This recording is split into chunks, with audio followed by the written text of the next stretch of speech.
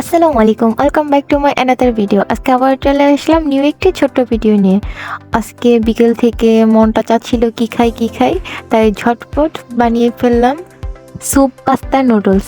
এখানে আমি পাস্তা নিয়েছি 3 রকম আর একটা নুডলস দিয়ে দিলাম, আর পানিটা বলকা নিয়ে সিদ্ধতে দিয়ে দিলাম। আর পানিটা কিন্তু আমি ফেলবো না, সিদ্ধ হয়ে গেলে নুডলসটা আর পাস্তাটা উঠিয়ে নিব, পানিটা রেখে দিব। তারপরে একটি প্যানে সামান্য পরিমাণ তেল দিয়ে পেঁয়াজ কুচি দিয়ে দিব একটা ডিম দিয়ে সামান্য পরিমাণ লবণ দিয়ে দিব।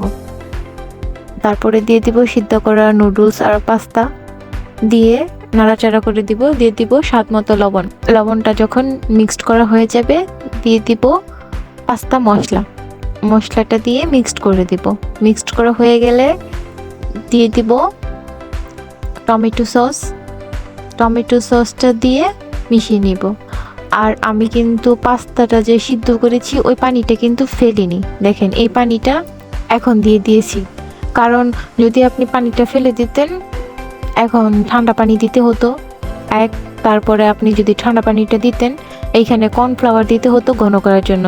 দেখেন আমি যেহেতু ওই পানিটাই রেখে দিয়েছি, তো ঘন করার জন্য আমার এক্সট্রা কোনো পানি বা কর্নফ্লাওয়ার দিতে হয়নি। দেখেন কত ঘন হয়েছে, 2-3টা বলক চলে আসলে নামিয়ে নিব। আর কাঁচামরিচ দিয়ে দিব লাস্টে। দেখেন কত সুন্দর হয়েছে, মাশাল্লাহ, খেতে কিন্তু ভীষণ টেস্টি হয়েছে।